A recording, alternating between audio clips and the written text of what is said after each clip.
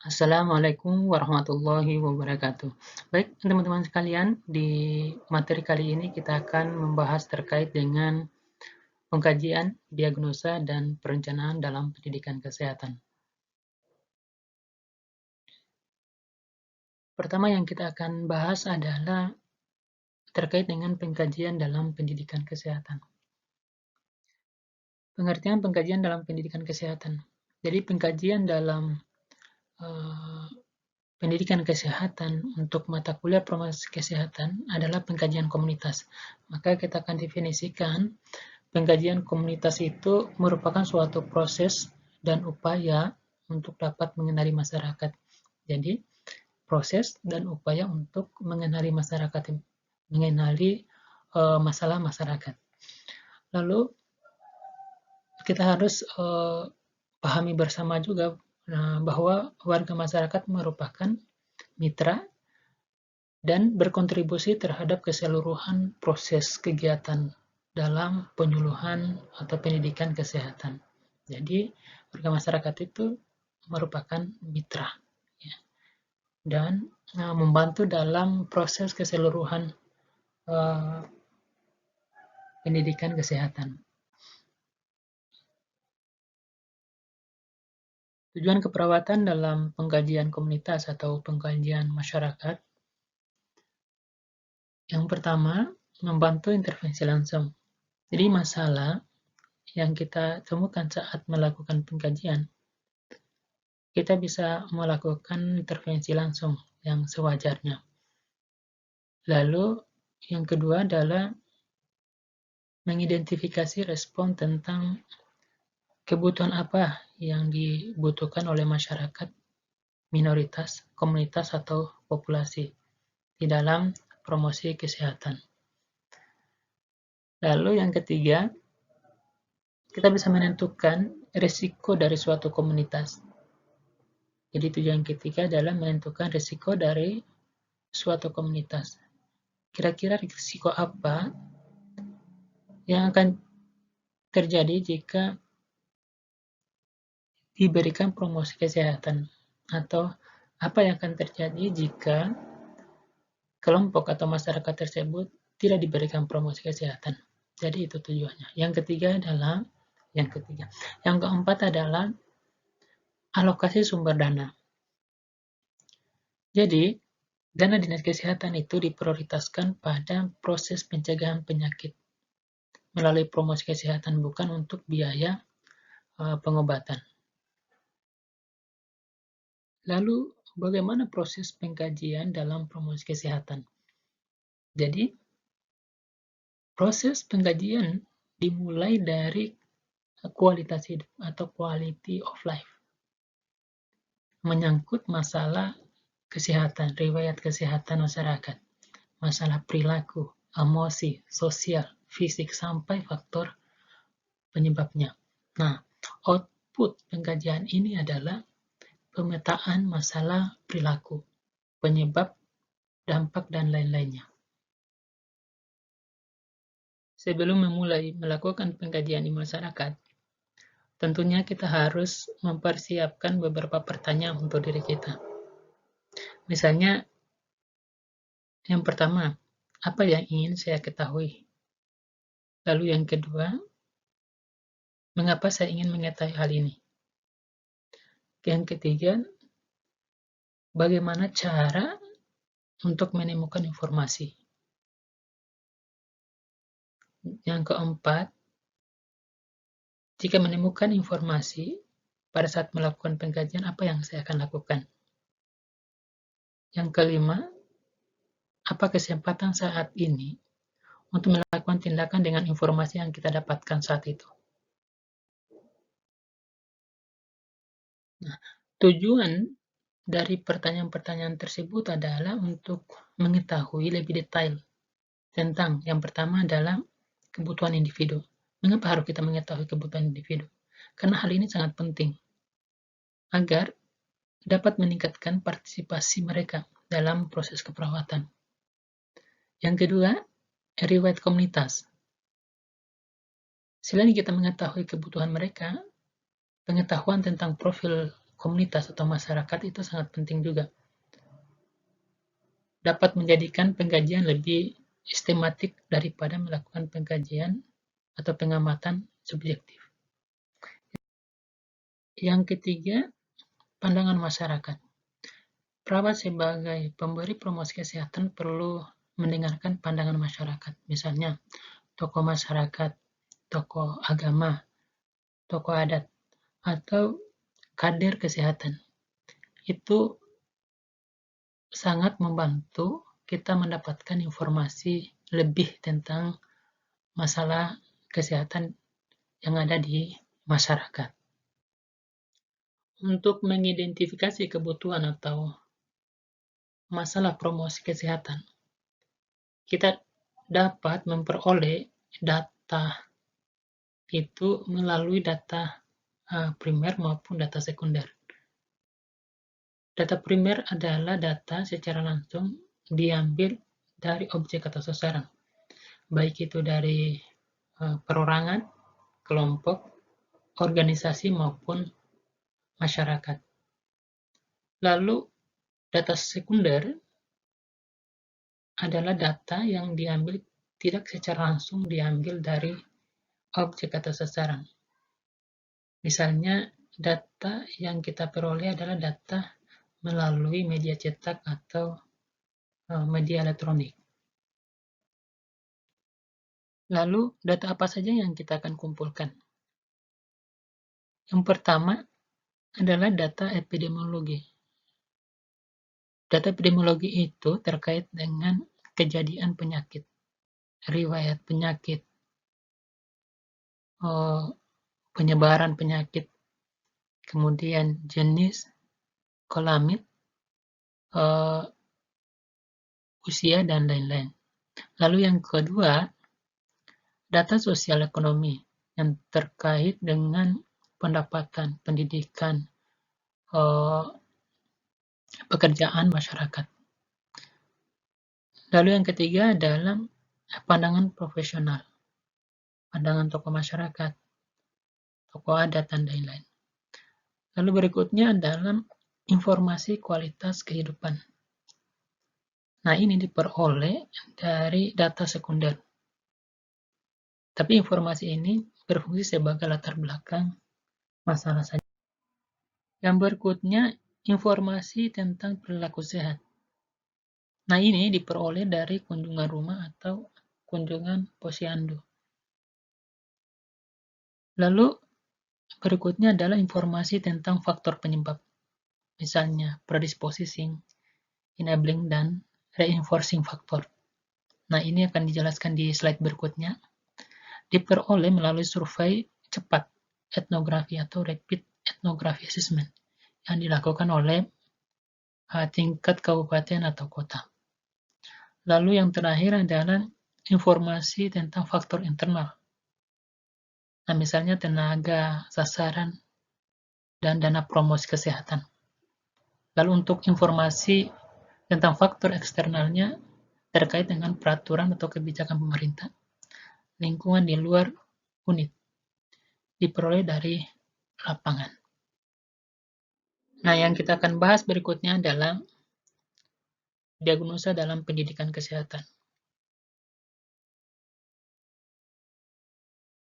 Menurut Grant, untuk mengidentifikasi masalah kesehatan, ditetapkan dengan menggunakan kerangka yang disingkat dengan PRECEDE, yang meliputi fase 1 sampai fase 5. PRECEDE merupakan singkatan dari Predisposing, Reinforcing, and Enabling Construct in Ecosystem Educational Diagnosis and Evaluation. Nah, itu merupakan satu model dalam pengembangan perencanaan, yaitu fase diagnosis, prioritas masalah, dan penetapan tujuan dari kegiatan promosi kesehatan. Nah, fase yang pertama adalah diagnosis sosial. Nah, fase ini dilakukan untuk mengetahui masalah sosial dengan menggunakan indikator sosial. Nah, bisa menggunakan data sensus atau dengan melakukan pengumpulan data secara langsung pada masyarakat.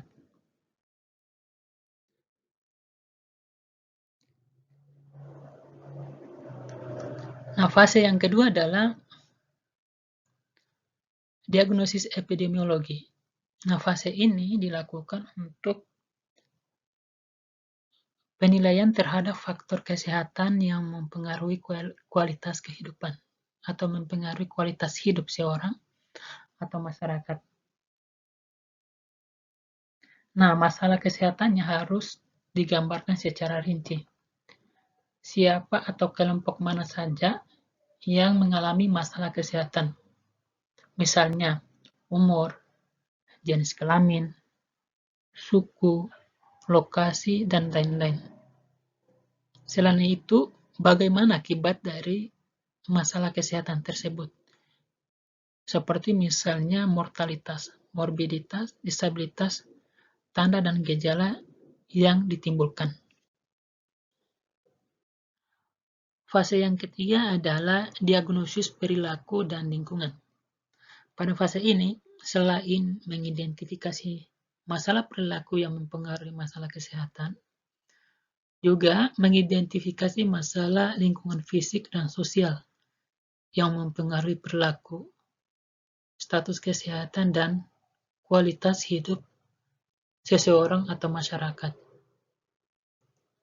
Masalah lingkungan fisik dan sosial ini banyak, ya, mulai dari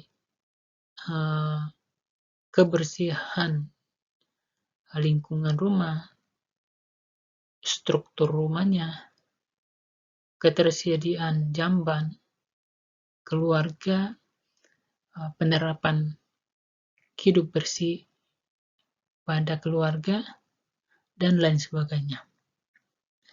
Sebagai contoh, pada kasus malnutrisi yang disebabkan oleh ketidakmampuan untuk membeli bahan makanan, maka intervensi pendidikan kesehatan tentunya tidak akan bermanfaat, tetapi kita harus perlu pendekatan perubahan sosial untuk mengatasi masalah lingkungannya.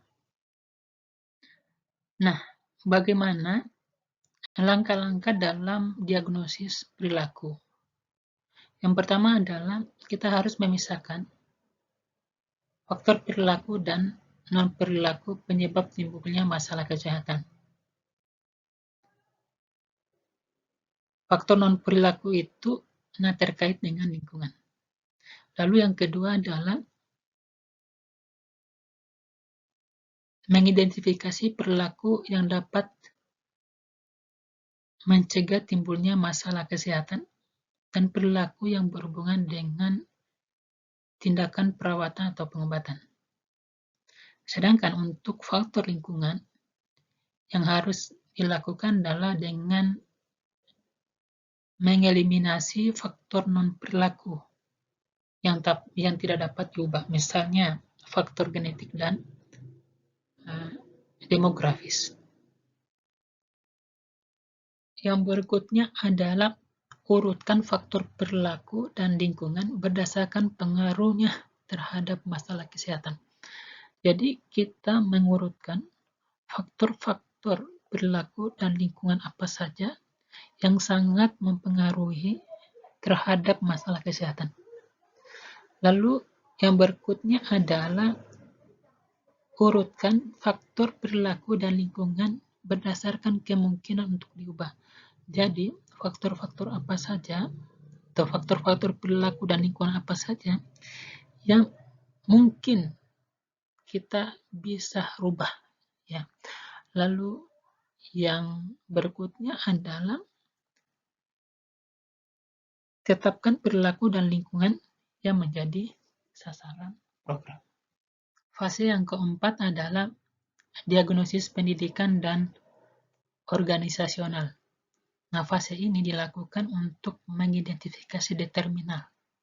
Determinan itu adalah faktor yang sangat berdampak, berpengaruh terhadap perilaku yang mempengaruhi status kesehatan.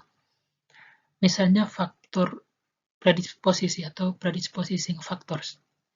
yang terkait dengan pengetahuan, sikap, persepsi, kepercayaan, nilai atau norma yang diyakini oleh masyarakat. Faktor yang lain adalah faktor pemungkin atau enabling factors, yaitu faktor lingkungan dan sumber daya manusia yang berdampak terhadap ketersediaan, keterjangkauan, dan kemampuan, seperti misalnya program dan pelayanan, keterampilan, uang dan waktu, fasilitas, dan hukum. Lalu, faktor yang lain adalah faktor penguat atau reinforcing factors, yaitu umpan balik positif dan negatif dari kelompok sebaya, keluarga, petugas kesehatan, dukungan hukum atau peraturan, dan media.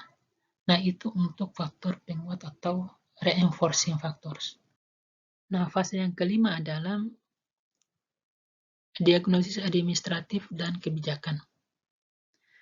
Nah, pada fase ini dilakukan analisa kebijakan dari pemerintah, sumber daya, dan peraturan yang berlaku yang dapat memfasilitasi atau menghambat pengembangan daripada program promosi kesehatan.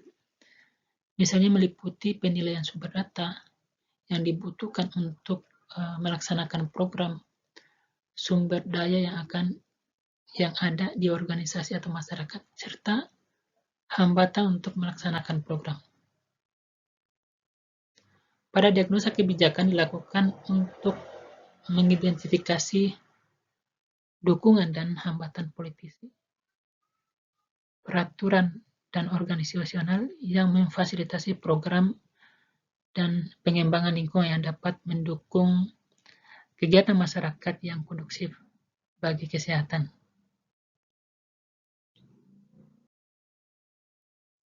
Munculnya masalah pada kebutuhan promosi kesehatan, kita mengangkatnya berdasarkan karakteristik yang muncul. Misalnya, ungkapan verbal atau ungkapan yang dikatakan langsung pada sasaran kita. Biasanya dinyatakan dengan ungkapan ketidaktahuan, ketidakmampuan, dan atau ketidakmampuan dari seseorang atau dalam menjalani kesehatan. Yang kedua, tidak akurat mengikuti instruksi, lalu tidak akurat dalam satu uji, dan berikutnya adalah perilaku yang tidak sesuai. Nah, setelah data pengkajian dikumpulkan, tentunya harus membuat terlebih dahulu masalah atau diagnosa keperawatan, baik itu yang aktual maupun yang resiko, yang berhubungan dengan rencana untuk melakukan promosi kesehatan. Diagnosa keperawatan aktual misalnya adalah kurang pengetahuan atau ketidakmampuan. Ya, contoh, kurangnya pengetahuan tentang diabetes mellitus berhubungan dengan tidak familiarnya diri atau kurangnya terpaparnya informasi dengan program diet yang harus diikuti. Contoh yang kedua misalnya kurang pengetahuan tentang perawatan praoperasi berhubungan dengan belum berpengalaman menghadapi prosedur pembedahan. Lalu contoh yang ketiga, kurang pengetahuan tentang efek pengobatan berhubungan dengan adanya perbedaan bahasa dan kesalahan penafsiran informasi.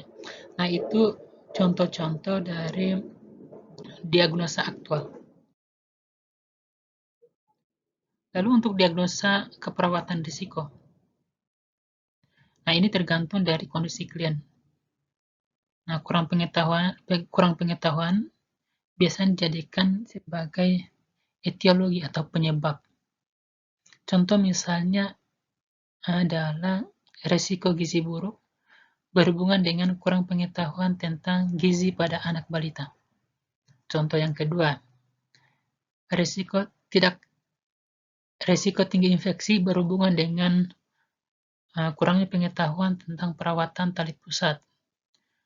Contoh yang ketiga lagi, resiko tinggi terjadinya injury atau udah paksa berhubungan dengan kurang pengetahuan dalam teknik penggunaan tongkat untuk berjalan. Nah, kita lanjut di pembahasan terkait perencanaan pendidikan kesehatan. Yang pertama yang harus kita pahami bersama adalah pengertian perencanaan dalam program pendidikan kesehatan. Jadi, perencanaan dalam program pendidikan kesehatan adalah memperkirakan atau memproyeksikan apa yang akan dilakukan dalam melaksanakan pendidikan kesehatan. Pada hakikatnya, perencanaan dalam program promosi kesehatan itu adalah mengatur dan menetapkan unsur pelaksanaan pengajaran atau pendidikan, yaitu terkait dengan topik pelajaran, tujuan, bahan atau isi, metode yang digunakan, serta evaluasi atau penilaian yang akan digunakan dalam program promosi kesehatan. Salah satu bentuk perencanaan pengajaran yang paling sederhana adalah pembuatan satpel atau satuan pelajaran. Atau saat ini kita kenal dengan satuan acara pengajaran atau penyuluhan. Nah, unsur yang terdapat di dalam perencanaan pengajaran atau satuan acara pengajaran atau penyuluhan secara garis besar harus memenuhi unsur-unsur berikut ini. Yang pertama adalah tujuan instruksional harus ada, bahan materi pengajaran, lalu topik harus ada, metode dan alat bantu pengajaran, serta evaluasi dan penilaiannya itu harus ada di dalam SAP atau satuan acara pengajaran.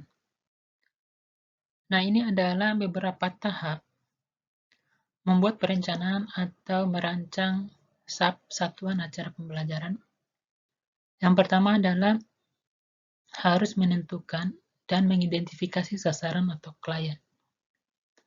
Nah, maunya kita sasaran yang kita akan lakukan penyuluhan atau promosi kesehatan itu pada kelompok usia apa? Remaja, dewasa, orang tua atau lansia, anak-anak atau balita. Nah, itu kita harus tentukan. Kemudian kita tentukan juga sasaran. Sasarannya kita pada orang sehat atau orang sakit. Lalu yang kedua adalah menyusun jadwal rencana pelaksanaan. Nah, ini merupakan penjabaran dari rencana waktu dan tempat akan pelaksanaan promosi kesehatan. Nah, biasanya disajikan dalam bentuk Gantt chart atau tabel di akhir SAP atau satuan acara pembelajaran, atau dituliskan di awal pembuatan SAP atau satuan acara pembelajaran setelah judul. Lalu yang ketiga adalah tahap yang ketiga adalah menentukan prioritas pengajaran, topik atau pokok bahasan. Lalu yang keempat adalah tahap yang keempat adalah menetapkan tujuan pembelajaran. Nah, tujuan pembelajaran itu ini cara menentukannya adalah harus SMART, yaitu spesifik, langsung ditujukan untuk perubahan yang diharapkan pada sasaran. Yang kedua, measurable, dapat diukur. Nah, kita menentukan tujuan, kita sebenarnya sudah dibahas di video sebelumnya tentang menentukan tujuan dari pembelajaran. Jadi dapat diukur, lalu akurat atau achievable, dapat diukur dan dicapai. Lalu SMART yang berikutnya harus realistis, sesuai dengan keadaan. Nah, yang terakhir adalah time bound atau memiliki batasan waktu. Nah, itu menentukan tujuan dari pembelajaran.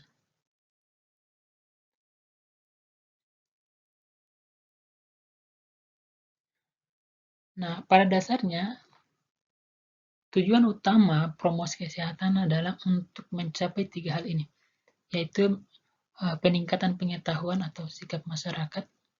Yang kedua adalah peningkatan perilaku masyarakat, ada perubahan perilaku. Yang ketiga adalah peningkatan status kesehatan masyarakat. Nah, sebelumnya sakit-sakitan setelah dilakukan penyuluhan kesehatan menjadi sehat. Misalnya sebelumnya perilakunya penerapan hidup bersih tidak baik, setelah dilakukan penyuluhan tentang perilaku hidup bersih atau hidup sehat, berubah menjadi berperilaku baik.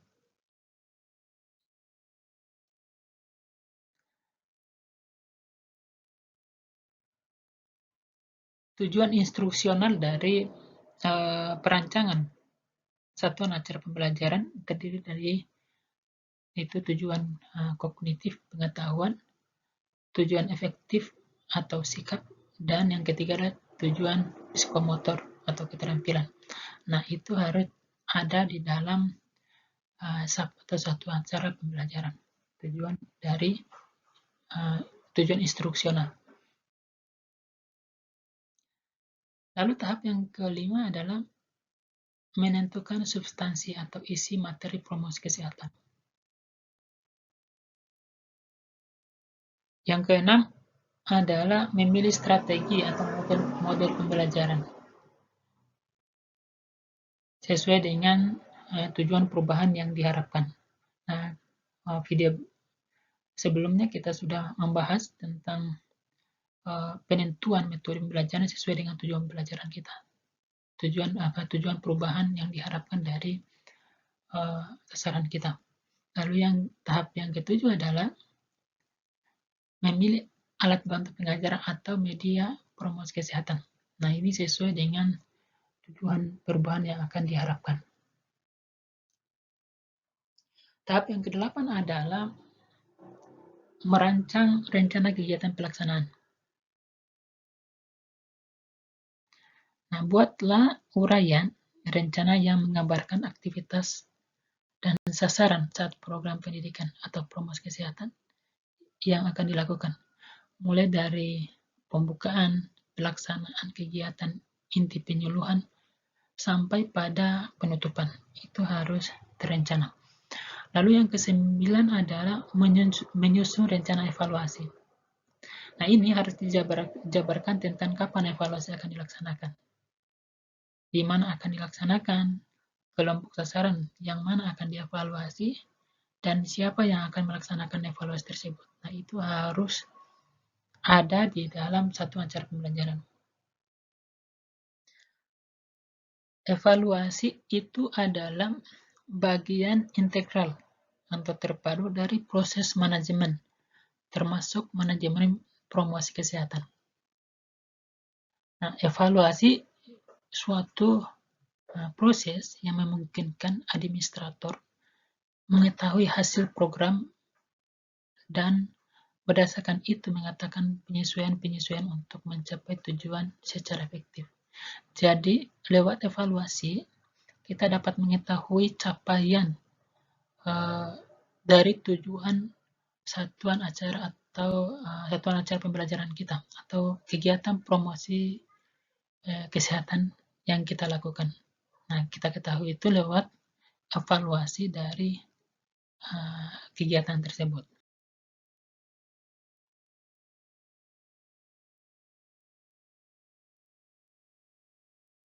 Nah, seperti yang saya katakan tadi bahwa evaluasi program promosi kesehatan adalah kegiatan yang dirancang untuk mengukur hasil dari promosi kesehatan, baik pada aspek pengetahuan, sikap, praktek, atau performance, maupun status kesehatan. Nah, tujuannya adalah untuk mengukur efisiensi dan efikasi dari program promosi kesehatan.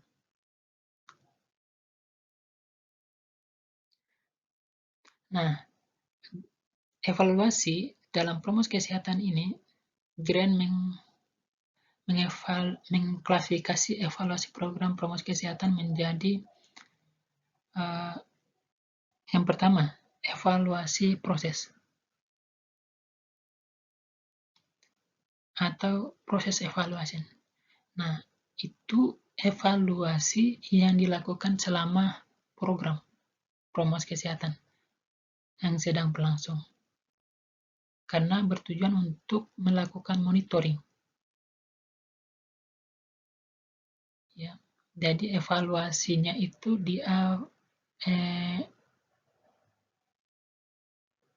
kegiatan sedang berlangsung. Nah, evaluasi yang kedua menurut Keren itu evaluasi dampak. Impact evaluasi. Itu evaluasi yang juga dilakukan selama program sedang berlangsung dan bertujuan untuk menilai perubahan pengetahuan, sikap maupun praktik atau keterampilan sasaran program. Evaluasi berikutnya adalah evaluasi hasil atau outcome evaluation, yaitu evaluasi yang dilakukan di akhir program. Karena evaluasi ini bertujuan untuk mengukur perubahan status kesehatan, seperti morbiditas, mortalitas, fertilitas, dan lain-lain, serta kualitas hidup sasaran program promosi kesehatan. Nah, ini sebenarnya evaluasi ini sangat bermanfaat, tapi paling mahal ya, dan sulit untuk menilai apakah perubahan betul-betul akibat program promosi kesehatan yang dilakukan, bukan karena program lain yang juga dilakukan. Ya, ribet. Mungkin itu saja penyampaian pada materi ini. Semoga teman-teman sekalian bisa memahami materi kali ini. Sekian dan terima kasih. Kurang dan lebihnya mohon dimaafkan. Assalamualaikum warahmatullahi wabarakatuh.